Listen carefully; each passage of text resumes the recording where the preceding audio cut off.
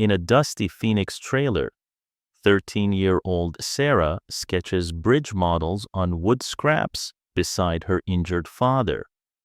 When Harvard engineers abandon a 2.2B flaw, she dares to solve it only to be mocked as a clueless labor kid. But as her model holds and eyes widen, one question lingers. Can brilliance born in silence reshape a steel and belief? The desert wind howled outside the trailer park, rattling tin roofs and lifting bits of dry paper across the cracked lot. Inside one faded silver trailer, Sara Whitman, 13, sat cross-legged on the floor, surrounded by blueprints scavenged from construction sites and a pile of broken pencils. Her father's boots thudded beside her. "Sara," he said, pulling off his hard hat, dusty from the overpass site. "You haven't eaten." "I will," she murmured, eyes glued to a paper marked with angles and arrows. "Dad, how come this joint always fails? The compression line, look, it doesn't match the arc." Her father, Callum, crouched beside her. "You're thinking like an engineer again." He smiled, proud but tired. His left hand shook slightly, a remnant of an old fall on a faulty scaffold. "We build what they give us, sweetheart. We don't ask questions." "But what if they gave you the wrong shape?" she asked, tapping the sketch with a bitten fingernail. He chuckled. "Then we blame gravity, not Harvard." Sara didn't laugh. Her eyes narrowed. "That's a terrible answer." Their trailer was barely more than a metal box. One couch, one lamp, and a fold-out table scarred by solder burns and wood glue. But on the wall, held up by rusted pushpins, were pages of structures, bridges, and beams, some drawn by engineers, most redrawn in Sara's childlike hand with sharper corrections.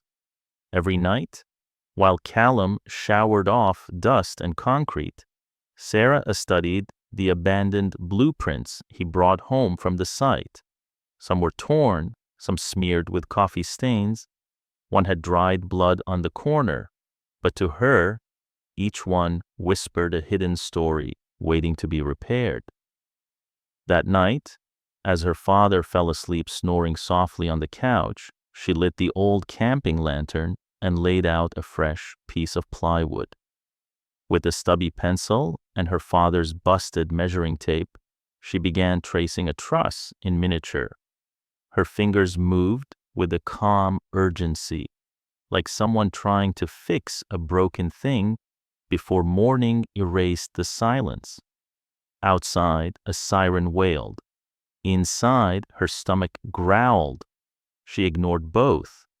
By midnight, a small wooden model stood on the counter, held together by glue, nails, and willpower. One of its beams sagged. She frowned. "Too weak," she whispered, removing it, replacing it with a tighter angle. Her notebook, just a school spiral with missing pages, lay open beside her, filled with scribbles, equations, and taped clippings from her father's manuals. The notebook was her world. She carried it everywhere, even to the food bank line. It had water stains, grease marks, and once, a boot print from when it fell at the site, but she never let it go. In the morning, Callum spotted the model. "Did you build that last night?" Sara nodded, bleary-eyed. "I wanted to test a new support arc. The old one, Dad, it's dangerous. If a real bridge used it, and if a heavy truck crossed—" Callum stopped her, his voice low. "Sara, some things we just leave alone." "Not if they can fall." He paused, rubbing his injured hand. "You sound like your mom. Sara looked up. She believed in fixing things, right? He nodded slowly, even when no one else did. Later that day, a gust of chance blew through their trailer door, literally. A neighbor rushed in, breathless, holding a flyer. "Callum, you got a Harvard team here in Phoenix trying to assess some bridge flaw near the interstate. One of your blueprints is in their pile.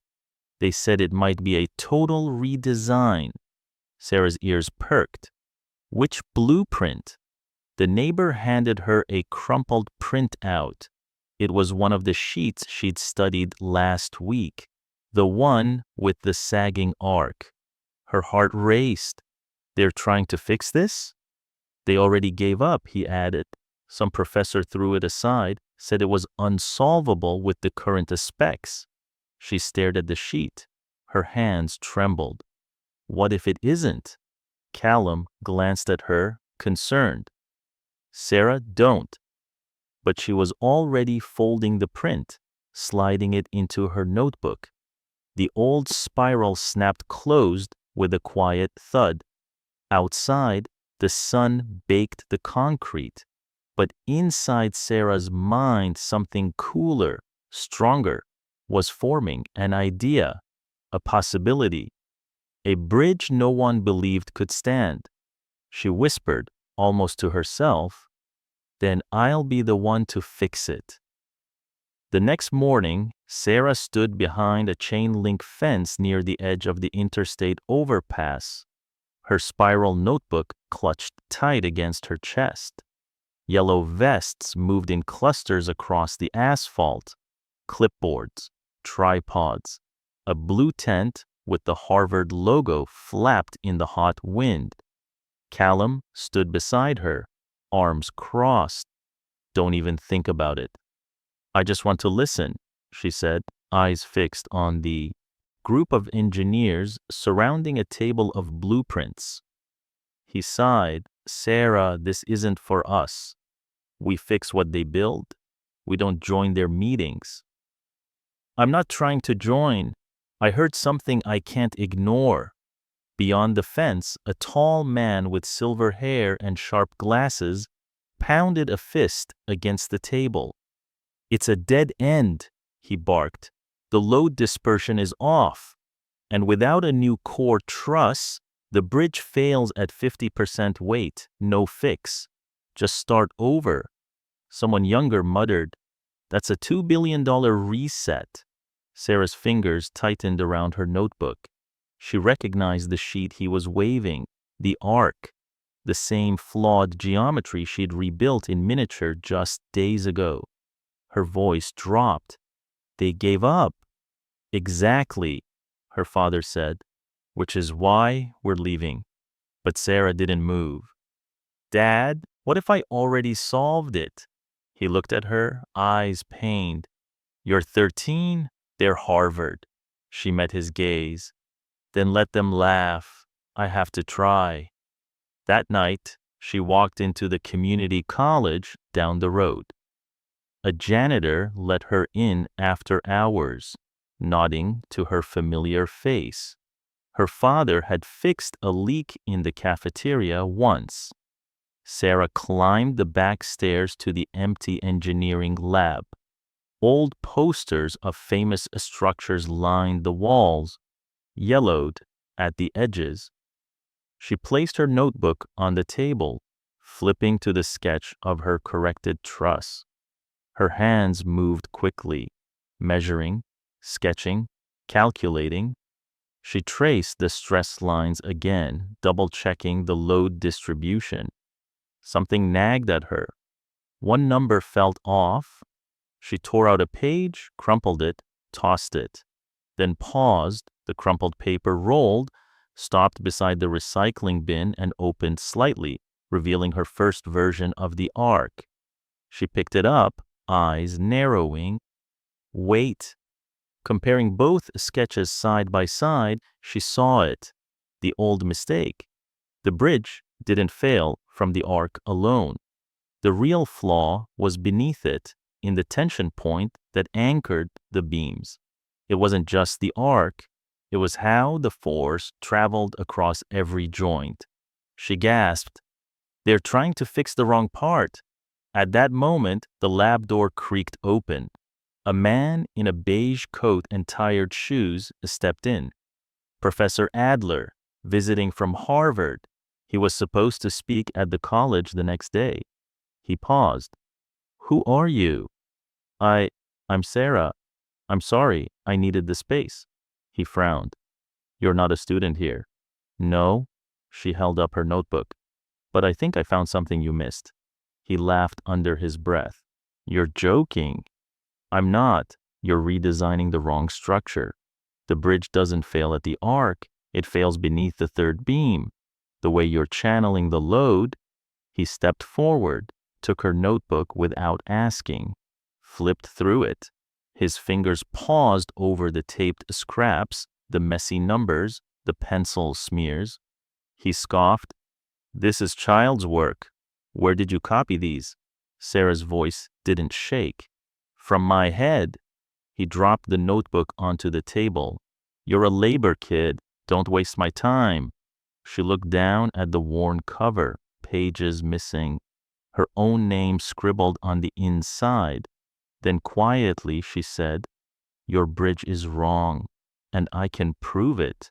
He turned, smirking. "Fine, fix it. But when you fail, walk out and never come back." The door slammed behind him. Sara stared at her notebook.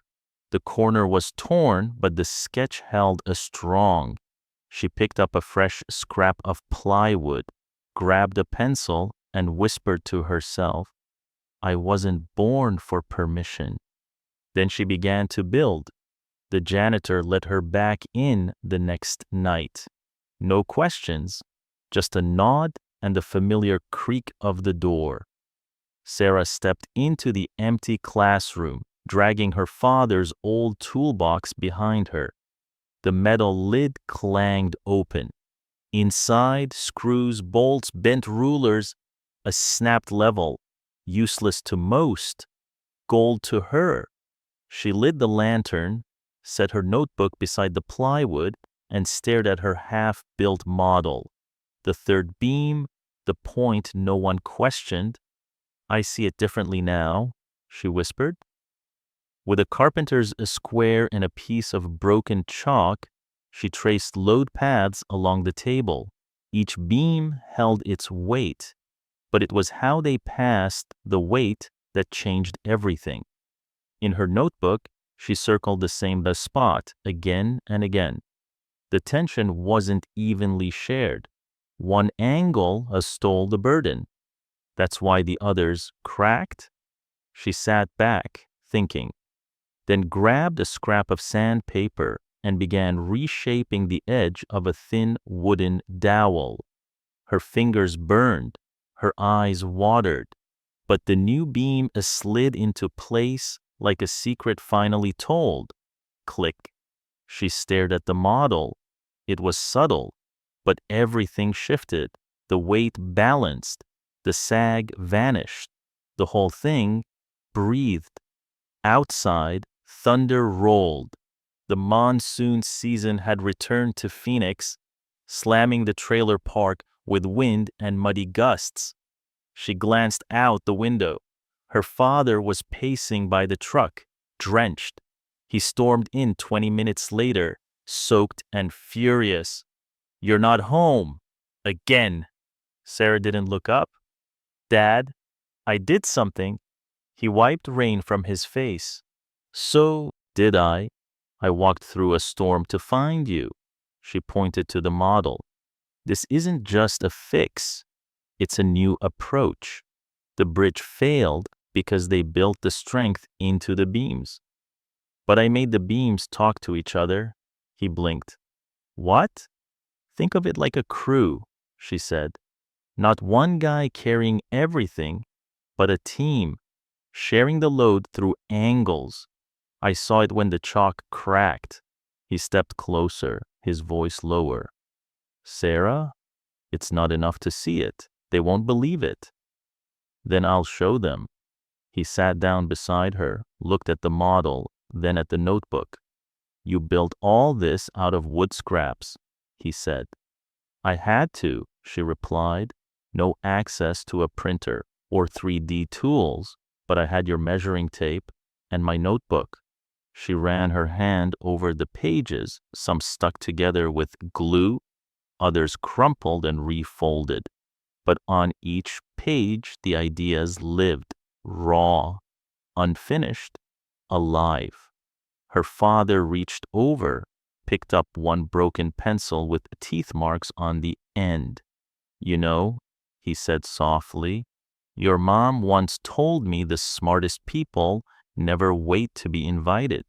They just build a chair and sit down anyway." Sara smiled. "Then I'm building a table."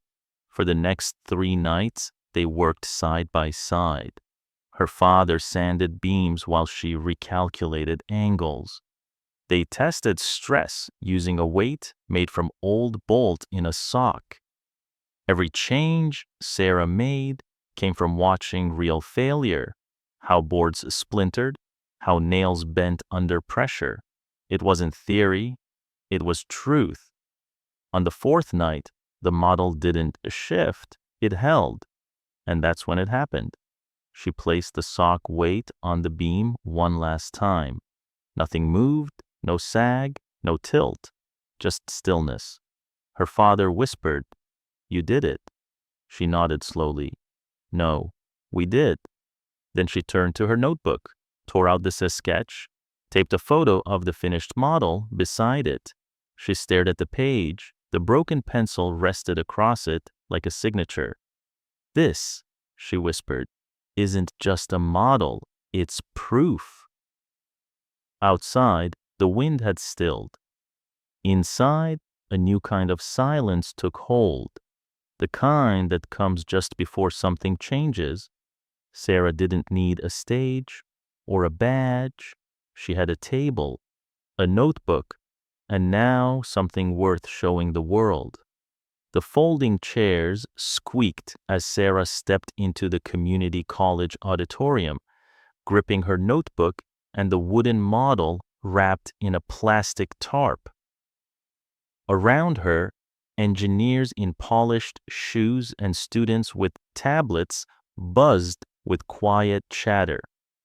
The sign above the stage read, "Bridge Crisis Forum, hosted by Harvard Engineering." Callum whispered, "You sure about this?" She nodded. "They need to see it, even if they don't want to." Professor Adler stood at the front, arms crossed, lips tight. When he spotted Sara, his brow creased with disbelief. "You again," he muttered. "This isn't a show and tell." Sara kept walking. "You said if I fixed it, I could speak." "That was sarcasm," he said flatly. "I took it seriously," she replied. Gasps and chuckles rippled through the room. A student leaned toward his friend. "Is that the labor girl, the one with the notebook?" Another added, "She brought wood, like actual wood." Adler turned to the audience. "This forum is for formal contributions, not hobby crafts." Sara unwrapped her model, placed it on the table with quiet precision. "This isn't a hobby, it's a solution." Adler raised an eyebrow. "Do you even understand a stress yield, beam resonance, material fatigue?" Sara opened her notebook. "I understand that your design breaks under 62% weight because of a misaligned load path through the 3rd truss. I understand that you're reinforcing the wrong section. And I understand that this," she tapped the model, "corrects it." Silence fell. Then laughter. One student smirked. "Is that hot glue?" Another, "She's quoting structural math with a broken pencil." Sara looked down.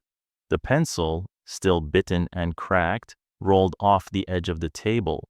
She caught it mid-air. Callum clenched his fists. "We don't need this." But Sara stood taller. "They laughed, but I won't stop." Adler sighed. Fine. Entertain us. Show us your theory. She took a breath. I'm not using theory. I'm using weight. She pulled out the sock filled with bolts. It's not elegant, but it's honest. Gasps again. A third-year student in the front row muttered, "This is embarrassing." Sara ignored them. She placed the weight on the model's bridge deck. The wooden trusses tensed, then held. No sag, no cracks. Then she added another sock. Still no movement. Whispers started to spread. Adler walked up, tapped the side, inspected each connection. His frown deepened. "This shouldn't be working," he said. Sara opened her notebook. "That's because you assumed uniform distribution. I didn't. I let each beam adjust individually by creating a passive tension redistribution. It's not in your textbooks. It's in the failures I watched at real sites." One student, a girl in the second row with glasses, leaned forward. "Wait, passive redistribution? That's not the standard protocol." Sara turned. "But it worked, didn't it?" More murmurs, then Adler slammed the notebook shut. "Enough." Everyone froze. He looked straight at her. "Even if this holds in model form, it means nothing. No credentials, no simulations, no peer review." Sara's voice cracked. "So what matters more? Letters after my name or the lives that cross that bridge?" Adler didn't answer. Callum stepped up. His voice shook. "My arm was shattered by a bad bridge call 10 years ago. No one reviewed that. They just paid us less to forget it." A pause. Then from the back row, the girl with glasses stood. "I want to test it," she said, her method in simulation. Adler turned sharply. "Miss Klein, you're not—" "With respect, sir," she cut in. "If her model outperforms ours, we owe her more than a laugh." Sara's hands trembled. She picked up her broken pencil, set it on top of the notebook like a flag. That pencil had been through every sketch, every doubt, every dismissal. She whispered, "I don't need a degree to care." And the room, so sure just minutes ago, suddenly felt unsure of everything. The next morning, Sara stood outside the engineering hall, notebook clutched to her chest. Her broken pencil stuck out from the spiral. Dirt smudged near the eraser. The model had stayed behind, too fragile for what was coming. Inside, the air was colder, fluorescent, sharp with silence. Professor Adler sat at the head of a long table. Charts and projections filled the wall behind him. His voice was calm, clipped. "You think this is more than luck?" he said. "Fine, prove it." Sara didn't flinch. "I will." He stood, pointing to a set of digital schematics on the screen. "Here's a new configuration, different span, different tension. Show me your method works under this condition." She stepped forward. "How long do I have?" Adler checked his watch. 3 hours. Callum, seated off to the side, stiffened. "That's not fair." Adler didn't look at him. Fair left when she challenged a billion-dollar team with hot glue and a notebook. Sara turned. "It's okay, Dad." Her voice was quiet, steady. Adler crossed his arms. "If you fail, you walk out. No more forums, no more claims. You're done." Callum stood. "You can't." Sara held up her hand. "I accept." They gave her a side room, just a table, a chair, and a tablet with the specs. The moment the door clicked shut, Sara opened her notebook. She flipped to the page with the taped photo of her first model. Her fingers traced the edge. The paper was soft now, worn from nights of doubt. "I'll show you," she whispered. The numbers on the screen were a mess. Uneven loads, non-standard materials, variable weather stress. A setup designed to break. She grabbed the whiteboard marker. Her hands trembled as she mapped the new force lines. Every 5 minutes, the clock on the wall ticked louder. An hour in, she hit a wall. The left beam kept snapping in the simulation. Too much shear force. She erased the board, hand shaking. Her breath hitched. "Think, Sara." She pulled out the broken pencil. It didn't write anymore, but she held it anyway. "This isn't paper," she murmured. "It's steel, wind, movement. I needed to breathe." And then it hit her. She drew a hinge point into the midline, something unorthodox, something no one would approve in a textbook. She reran the simulation. The beam flexed, then absorbed the pressure. It held. Her mouth dropped open. It held?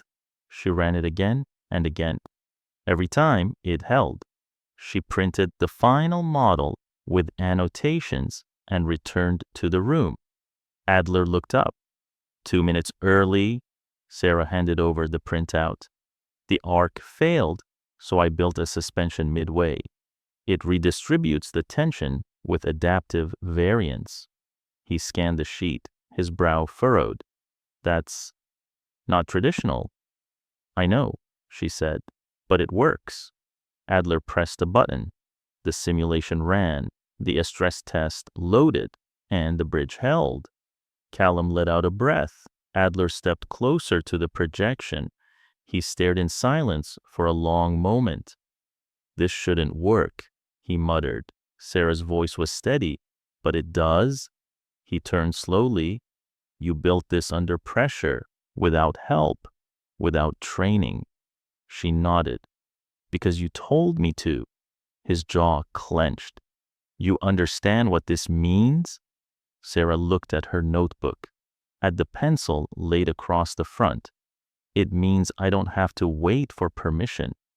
Adler didn't smile, but he stepped back and said, "Then build it again, in public, with oversight, on our terms."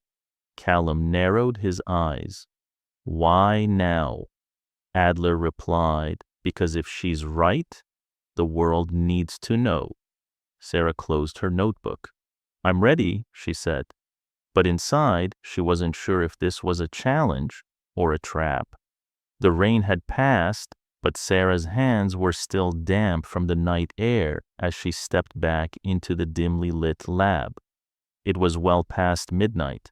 Her father waited in the truck with a thermos of coffee and a pack of crackers. He offered to help again, but she shook her head. This part she had to do alone. She lit the camping lantern and set it on the table. The hum of the bulb echoed in the quiet room. Her model, half built, half imagined, sat waiting like a question she hadn't yet learned how to answer. She opened her notebook, pages curled, corners torn, one a sketch smeared from the storm that hit 2 nights earlier. The broken pencil was still there, tucked like a spine along the middle coil. She lifted it, held it against the page. "I won't give up," she whispered. The blueprint Harvard gave her showed an updated truss configuration, but Sara had already spotted the flaw. They were still building from fear, over-reinforcing one side, starving the other. She wasn't going to copy that mistake. She grabbed a piece of recycled balsa wood from the scrap bin, shaped it with a box cutter, and slid it into place on the model. Snap. It cracked instantly. Sara flinched. Her hands were raw. Her eyes burned. Her notebook slipped from the table and scattered across the floor. She dropped to her knees, gathering each page. One had blood on the edge. She stared at it. Not fresh, a cut from 3 days ago. Every mistake she'd made, recorded in graphite and grit. From behind her, the door creaked. Callum leaned in. "You okay?" She nodded, not looking up. "Just tired." He stepped in slowly, sat beside her on the floor. "You're doing this for us." Sara shook her head. "No, I'm doing this for everyone who builds something with their hands and gets told it's not enough." Callum looked at her model. "What's missing?" She picked up the broken beam. "Balance.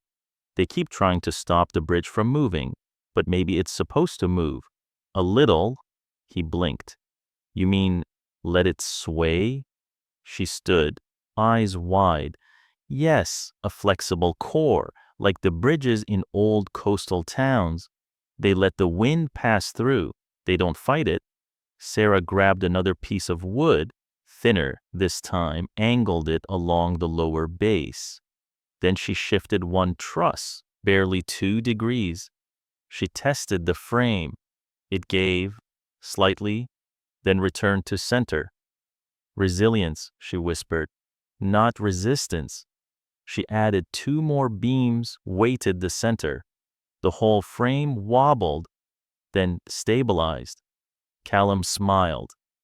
"That's how your mother built garden trellises." She said stiff things snap. Sara turned back to her notebook, scribbling faster now. The broken pencil wore down with every stroke. At 3:12 a.m., the final beam slid into place. She set the sock full of bolts onto the deck. No break, no shift, just a quiet creak. And then stillness. The model held, not because it fought the pressure, but because it adapted to it. She let out a breath she didn't know she was holding. Callum stood, walked over. "You really did it." Sara nodded, whispering, "Not by making it stronger, but by making it smarter." She pulled a blank sheet from the back of her notebook, creased, gray at the edges. The last page. She drew a final diagram, labeled every joint, every angle.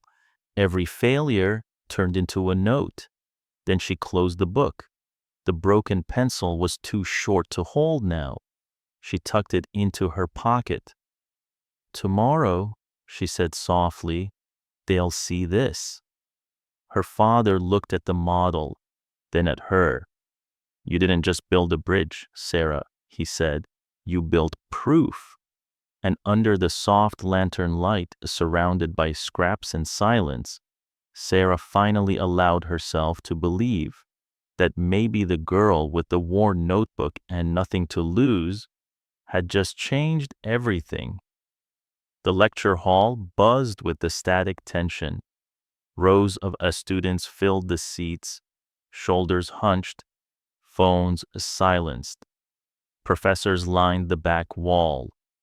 At the center stood a long table, spotless, except for one object, Sara's final model, framed in soft overhead light like a quiet rebellion.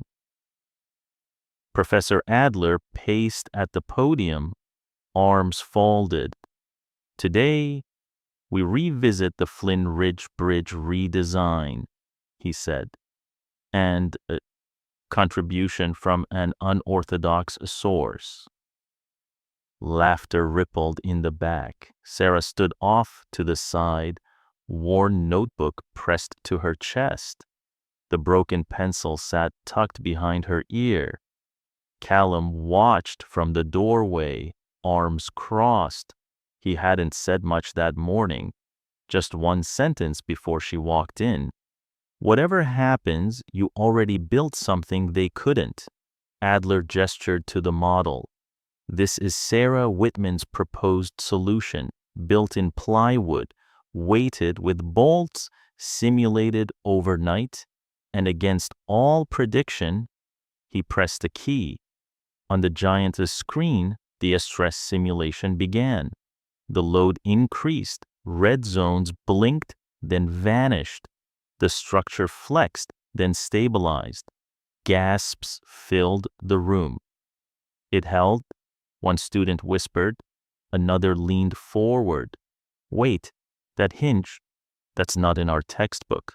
Adler spoke, voice lower now. She built in controlled flexibility. Instead of resisting pressure, she redirected it. A professor in the back scoffed. That's engineering by instinct. Sara stepped forward. No, she said calmly. That's engineering by observation.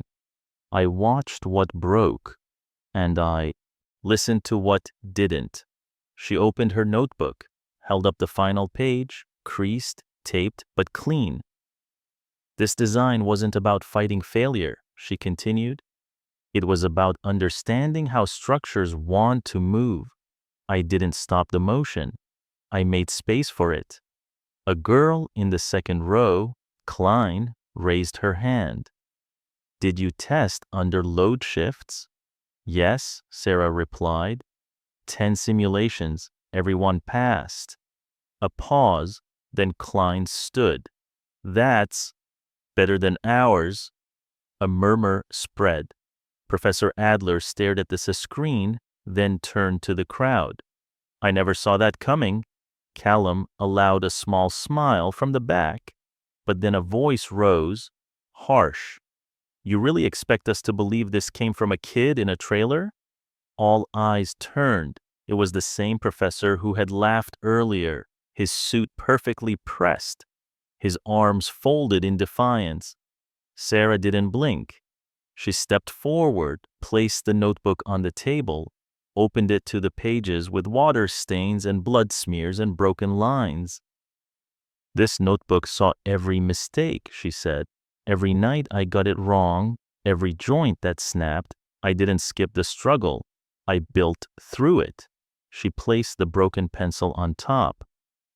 And this, she added, this wrote every number that proved your math could be better. Silence. Then Adler spoke. Quiet, clear. Run the numbers again, independently. If they hold, then she's right. No credentials required. The challenge was out. One by one, students pulled out their laptops. Simulations started buzzing across the room. Sara backed away, heart thudding. Callum reached her. Whatever happens now, he said, you changed something.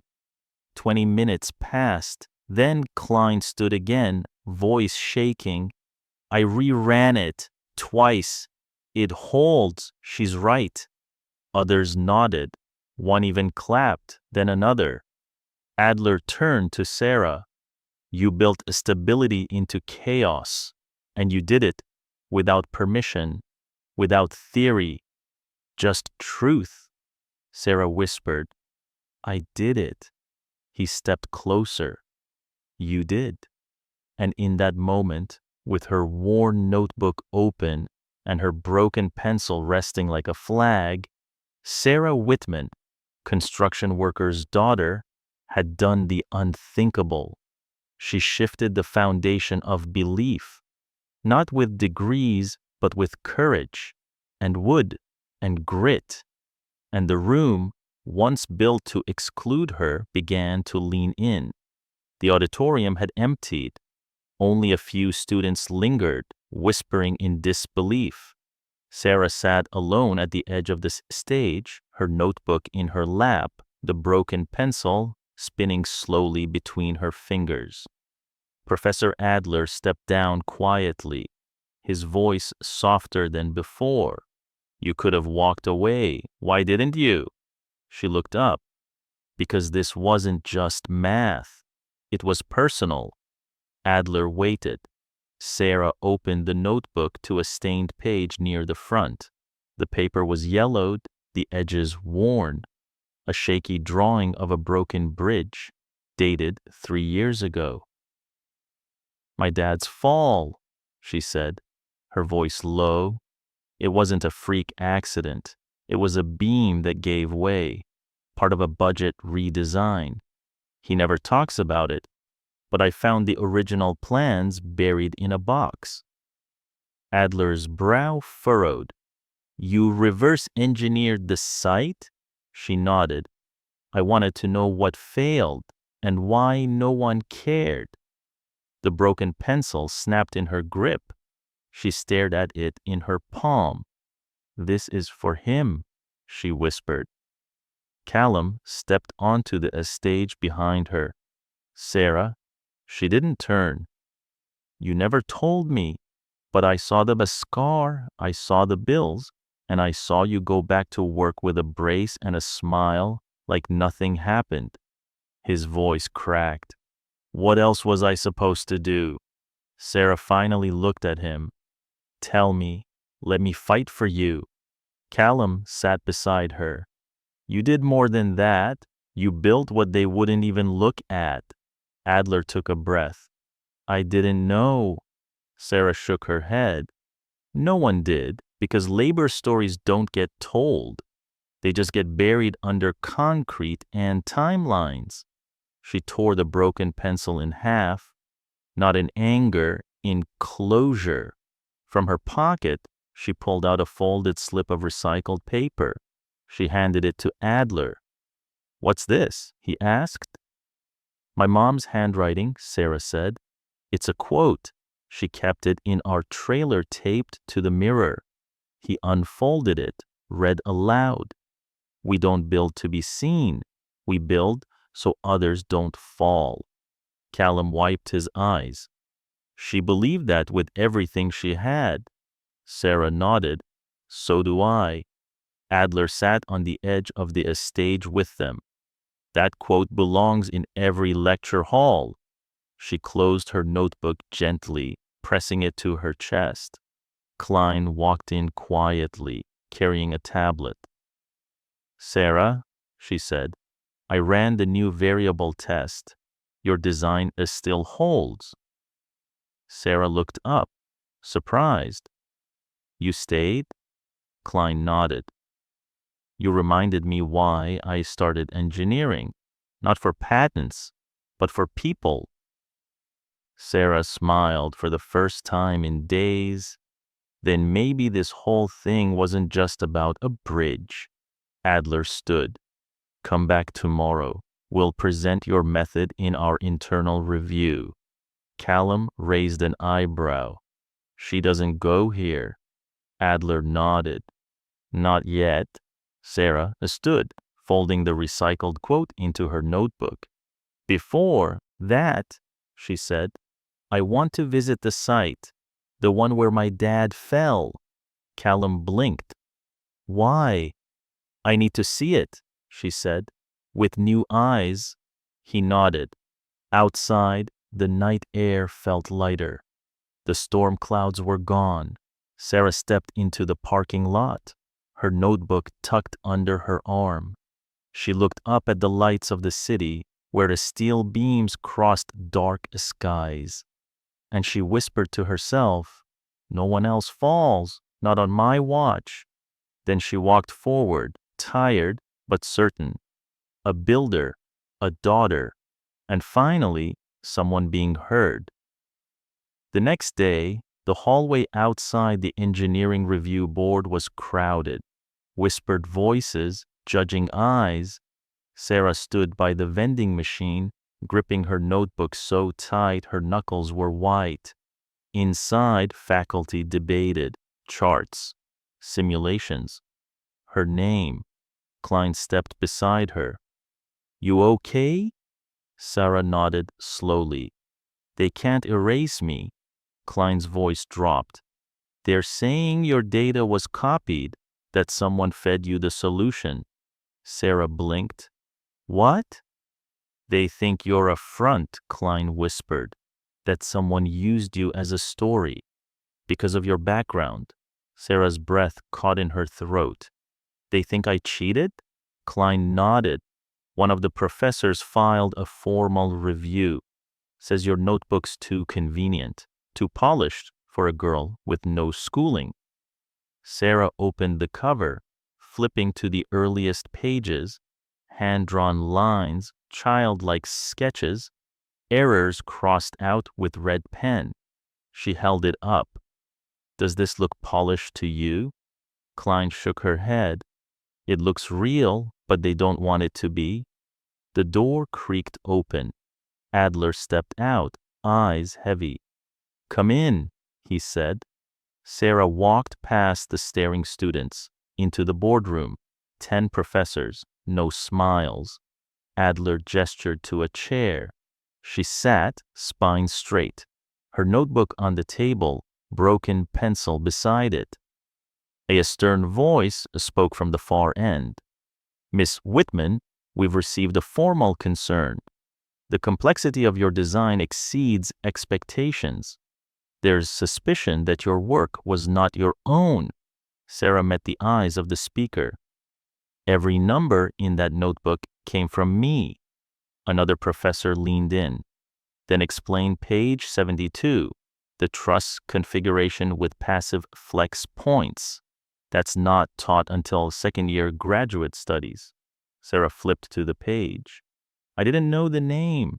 I just knew the bridge cracked every time I forced it to hold. So I let it bend. She pointed to a line. Here's where I first saw it, when I built my dad's ladder from scrap, and it bowed without breaking. Silence. Then the door opened again. Callum stepped in, holding a cardboard box. Sorry, thought you might want these. He placed the box on the table.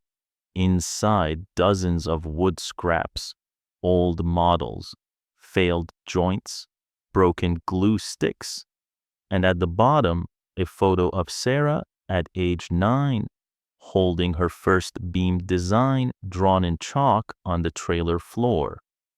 Adler pulled out the photo. His voice shifted. This is you? Sara nodded. Before I had a ruler. One professor scoffed. Still doesn't prove authorship. Then Klein entered, holding a tablet. It does now. She walked to the front, connected to the screen. A recording played, security footage from the college lab. Sara, alone, working by lantern light, drawing, measuring, building, for hours.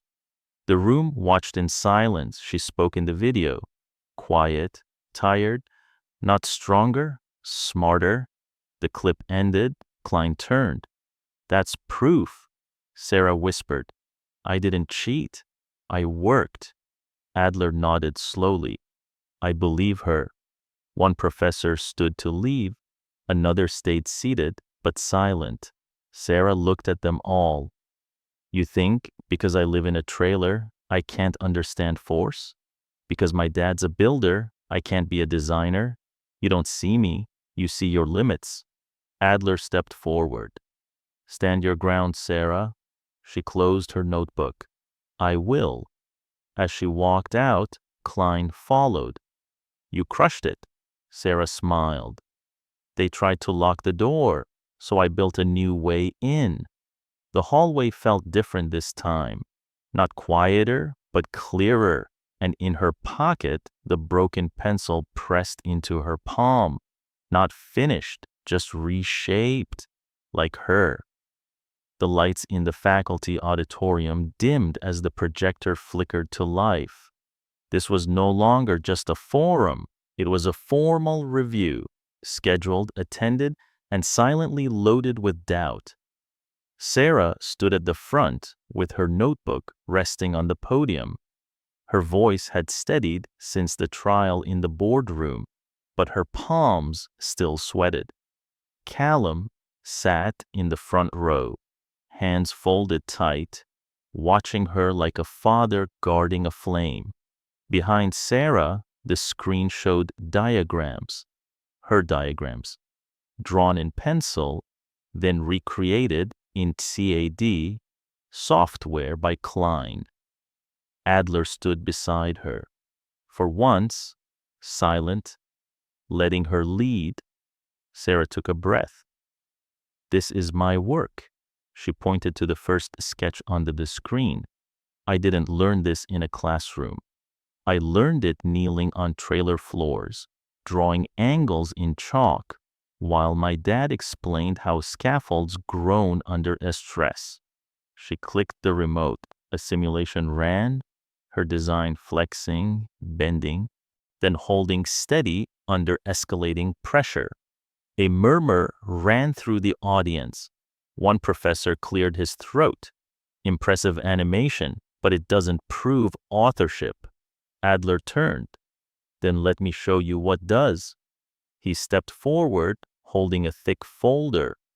While you questioned her integrity, we reviewed metadata. He opened the folder. Every sketch, every simulation, every equation she ran was time-stamped, logged from the community college's lab over 6 months, same machine, same login, same IP. He held up a printed log.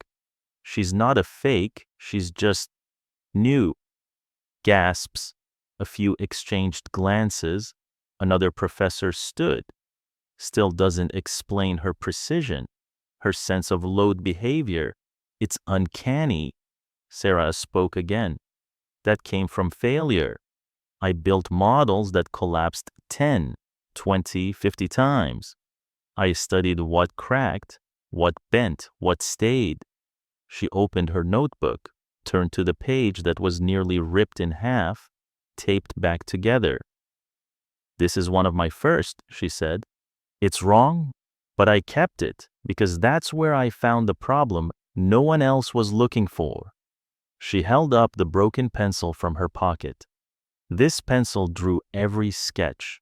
When it broke, I used the tip to finish. Silence settled. Then Klein stepped forward from the back of the room. I have something else. She held up a flash drive. I took video of Sara building. She didn't know. I just didn't want anyone erasing her. Adler raised an eyebrow. Play it. On the screen, the room saw Sara in the community lab, hair tied back, fingers covered in glue, her voice on tape. If it flexes here, I can shift the load here. No, that's wrong. Wait, what if it breathes with the weight? The playback ran on, hours of time-lapse, dozens of failures. Then, her smile, that moment of quiet joy when it held. The room sat still. One faculty member, older, leaned forward. That is engineering. Sara's throat tightened. Callum whispered, they can't deny it now. The projector shut off. Lights returned. Adler faced the crowd. We've debated brilliance for decades. What if we've been measuring it wrong? Sara looked at the notebook in her hands. Frayed, smudged, resilient. This, she said quietly, was never about proving I belonged here. It was about proving the work mattered, no matter who did it. The room rose in applause. Not all, but enough.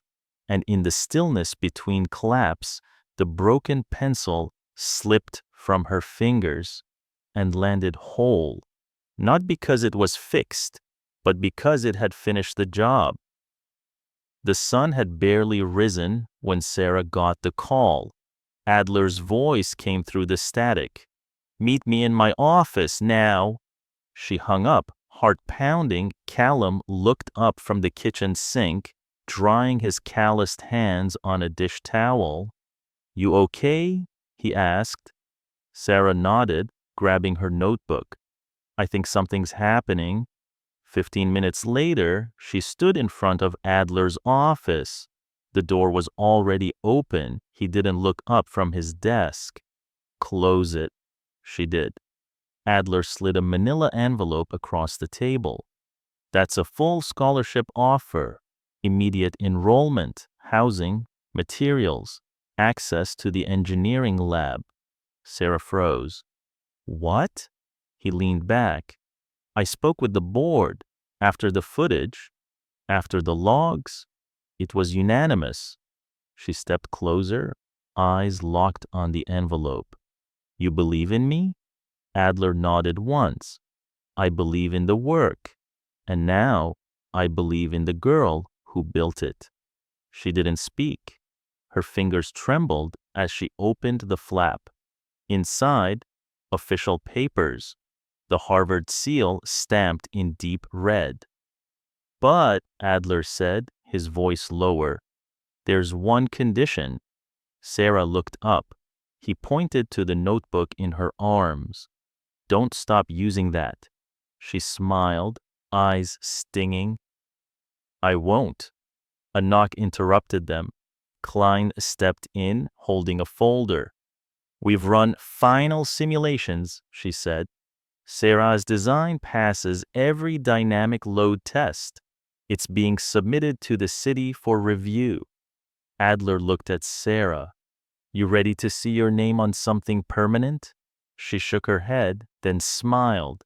Not mine, ours. But even as joy filled the room, doubt lingered in her chest. Later that afternoon, Sara sat with Callum outside the university courtyard. The leaves rustled softly. He handed her a folded paper. Got this from the mail today. She opened it. Her mom's handwriting again. A letter dated 5 years ago. Sara, if you ever find this, it means you're still building. Good. Build things that hold people up.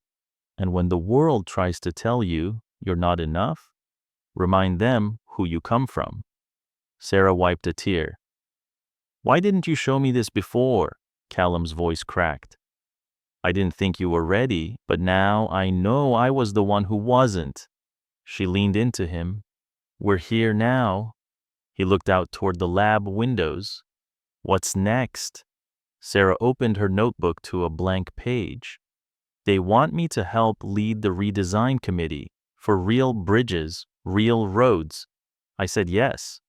Callum nodded, eyes shining. You're building the world now. And for the first time, Sara believed it. Back in her dorm that night, small, quiet, hers, she taped her mother's letter to the inside cover of her notebook. The broken pencil still rested in the spine. Too short to write with, too strong to throw away. Sara picked up a new pencil, set it beside the old one, then wrote one sentence at the top of the blank page. Not stronger, smarter. And she whispered to herself, we'll build this together. Not because she was finally accepted, but because she never stopped showing up. The university hall was packed, faculty in suits, students in caps and gowns, families scattered through folding chairs, clutching programs with trembling hands. Sara stood just behind the curtain, heart pounding, her notebook pressed against her ribs like armor. The broken pencil rested in a spiral next to her mom's letter. A voice echoed through the speakers. And now, for a rare and historic moment, she heard Adler clear his throat. Today we welcome someone whose work has already shaped the future of structural engineering. A first-year student whose design not only solved a multi-billion-dollar flaw, but may soon guide national bridge code. Callum leaned forward in his chair, tears already welling. Adler's voice softened.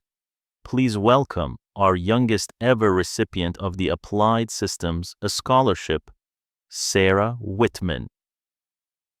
The crowd rose, applause erupted.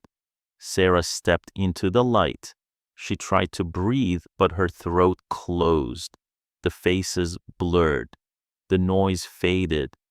She could feel was the weight of her notebook and the eyes of the girl who once sat alone with scraps and chalk and questions no one answered.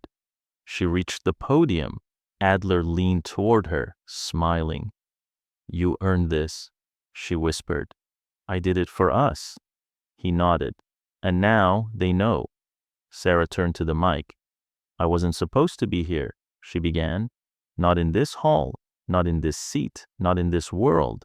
She opened her notebook, held up the final page where her mom's quote was taped in. "We don't build to be seen," she read aloud. "We build so others don't fall." She paused. That quote was written by my mother, a woman who never got to attend college, but she taught me that strength isn't always in the steel. Sometimes it's in the silence, the waiting, the rebuilding. She looked out at the crowd. "This notebook is full of mistakes. Every beam I drew wrong, every number that broke the model. But I didn't tear the pages out. I built on top of them." She glanced at her dad, whose eyes shimmered like glass. "My father is the reason I saw bridges not as math problems, but as people, moving, carrying weight, taking hits, and never giving up." A hush fell. "And this," she said, holding up the broken pencil, "is how I drew it all, not because it was perfect, but because it never quit." The audience rose again. Later that evening, after the handshakes and flash photos, Sara sat with Callum on a bench near the engineering quad. The sun dipped low. He handed her a soda from the vending machine. "You know," he said, "I saw your name on that scholarship letter. Typed, printed, stamped in gold." She grinned. "Weird, right?" He shook his head. "No, just right." She leaned back. "Sometimes I still feel like I'm sneaking in." Callum turned to her. "Sara, the only thing you ever snuck in was truth. That notebook, that pencil, that was your badge." She held up the pencil, now dulled, to the eraser. "It's done." He smiled. "Then it did its job." She pulled a new pencil from her bag, sharpened, ready, then opened a fresh notebook and wrote slowly day one. Not because she was starting over, but because now she could finally begin. The Flynn Ridge Bridge opened on a cloudy morning, steel glinting beneath a soft sun. Workers in orange vests lined the rails, watching the first truck cross its new spine. No wobble, no crack, just quiet strength, breathing gently under weight, the way Sara had designed it. She stood on the overlook with Callum and Klein, notebook in hand, the ribbon cutting echoing behind them. Callum exhaled slowly. "Still standing?" Sara smiled. "It'll keep standing. That's the point." Months had passed since the scholarship, since the trial, since the pencil finally wore down.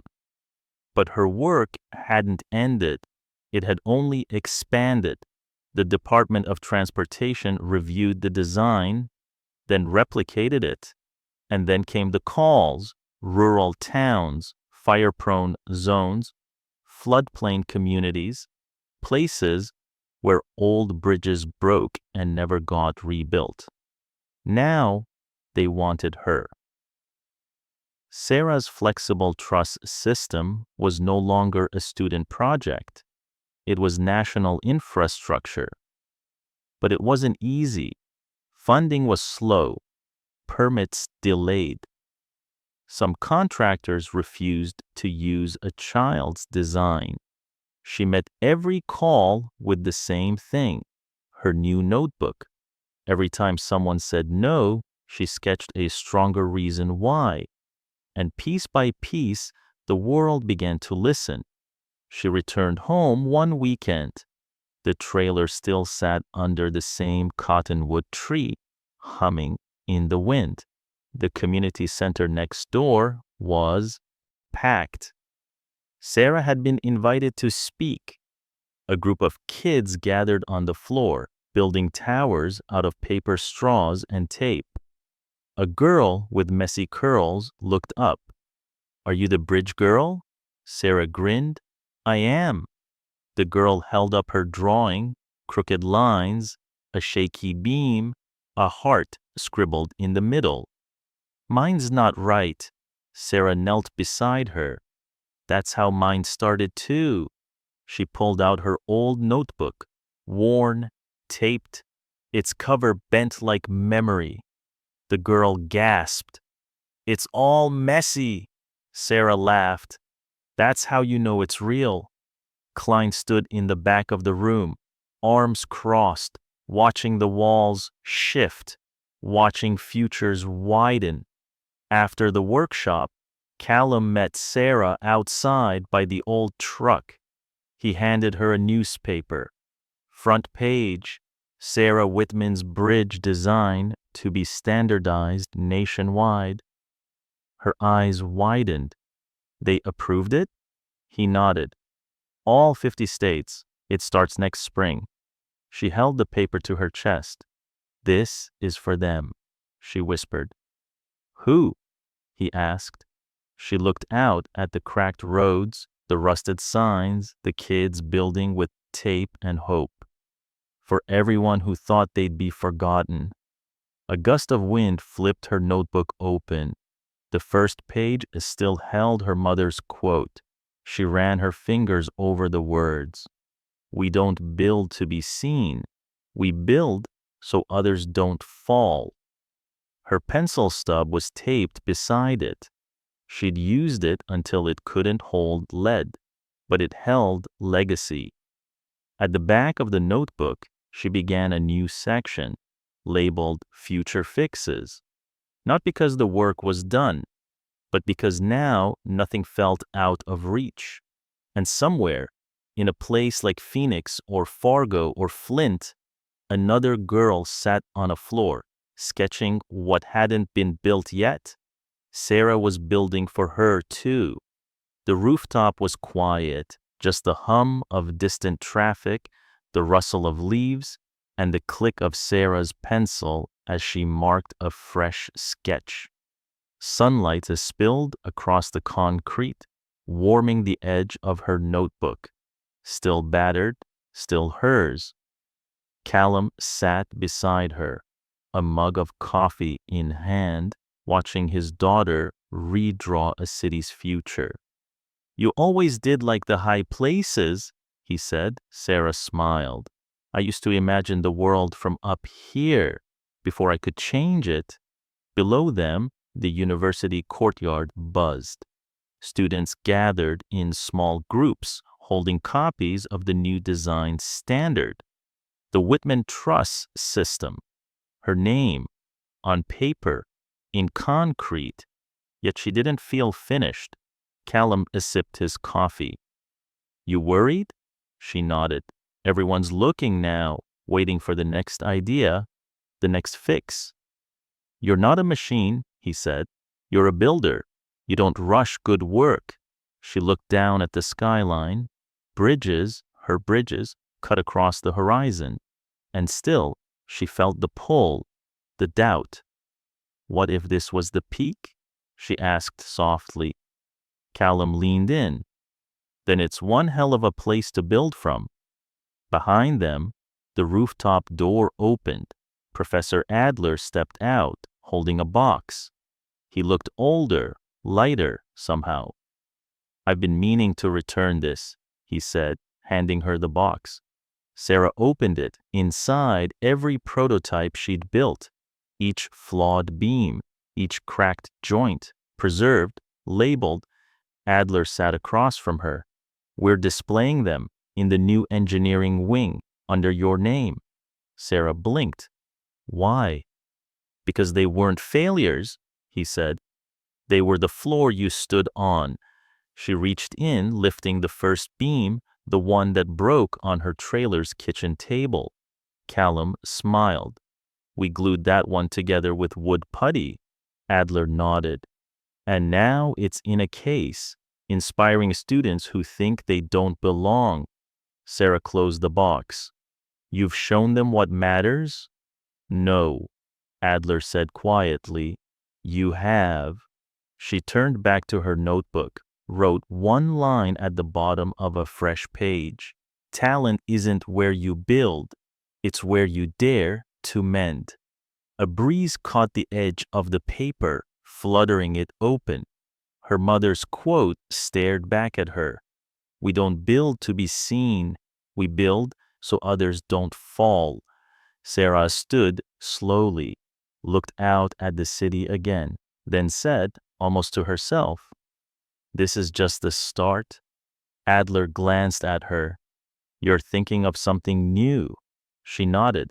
"Something lighter, stronger, for earthquake zones. Same concept, different load."